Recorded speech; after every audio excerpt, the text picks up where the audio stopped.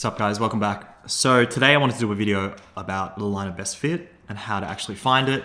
So basically what it is you can see in this diagram we've got two variables. We've got bill amount and also monthly average outdoor temperature. So in this case we've got a scatter plot. And basically we just want to find, as the name suggests, the line that best fits the data. Okay? So some things to consider when we're finding a line of best fit. So what we want to do is we want to represent most or all of the points as possible. And we do that by trying to put a line that goes through as many as we can. But also we want to try to keep as many points above and below the line as possible. Okay, so it's never going to be exactly perfect because we're just doing it by eye, but that's what we're trying to achieve here. And finally, we want to keep the distances of the points from the line as small as possible. Okay. So let's have a look at this example here. It says the height h and weight w of several people were taken and a line of best fit is drawn. So what is the equation of a line of best fit? So in this case, it's been drawn for us, and you can see that we've got 1, 2, 3, 4 dots above the line, 1, 2, 3, 4 dots below the line. And we've actually got 2 dots, 3 dots exactly on the line. So that's perfect. We want something in that scenario. So if you have to draw your own, try and aim for that standard. Okay, question A. What is the equation of a line of best fit? So because we're finding a straight line, remember the equation is going to be in the form of y equals mx plus b, where m is the gradient and b is the y-intercept. So I write that down. Gradient and y-intercept. Okay, so let's find the gradient m. So remember, m is equal to rise over run.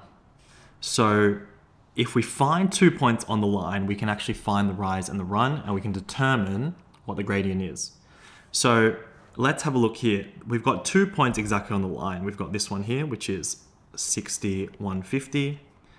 And this one here is 110 and 190. Okay, now I could use the formula, but for this one, I'm just gonna draw the triangle, and I'm gonna do it kind of the visual way, so rise over run. Okay, so how much does it rise here? Well, it goes up from 150 to 190, so that has to be 40. And on the bottom, it goes from 60 to 110, so that has to be 50. Okay, so my rise is 40, and my run is 50, so that simplifies to 4 and 5. Now I can substitute in my formula, so y is equal to 4 over 5x plus b. And for b, we'll just substitute a point in and find it. Okay, so let's just choose, let's say 60, 150.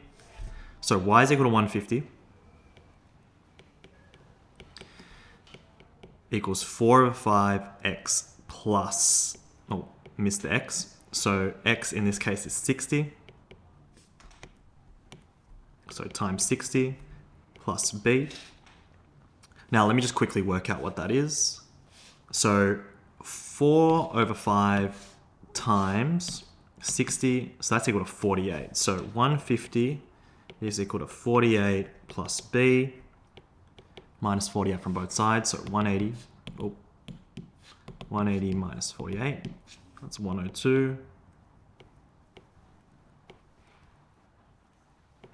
So therefore, our formula is y is equal to 4 over 5x plus 102. Okay, done. Now let's look at question B. It says, what does the gradient represent? So I'll get rid of that for a second. So the gradient we found was 4 over 5, which is here. Now 4 over 5 as a decimal, what's that? 4 over 5 as a decimal is 0.8. So m here is equal to 0.8. So let's think about what this is saying. So what it's saying, we're comparing height and weight. So the gradient tells us for every 1 kilogram that we go forward, our height is going to actually increase by 0.8 centimeters. That's what the gradient represents. So let me just repeat that again. The gradient represents for every 1 unit of this, so in other words, for every 1 kilo increase, your height's going to increase by 0.8 centimeters. Okay, so 1 kilo increase equals 0.8 centimeter increase. So that's just something you can remember what the gradient represents. It's always one increase or one unit in the x direction is equal to the change in the y direction, so the height. Okay, lastly, why is the equation of the line of best fit not appropriate for all values of weight? Well, it's not appropriate because we can't actually draw this line forever. Well, why can't we draw the line forever? Because presumably there's a max that someone can actually weigh. So I don't think we're ever going to get a human being that weighs, let's say, 1,000 kilos. So there's always going to be some sort of limitation when it comes to drawing a line of best fit. All right, that's it for today. Hope you enjoyed that video. If you enjoyed it, give me a like or subscribe. Otherwise, I'll see you in the next one. Peace.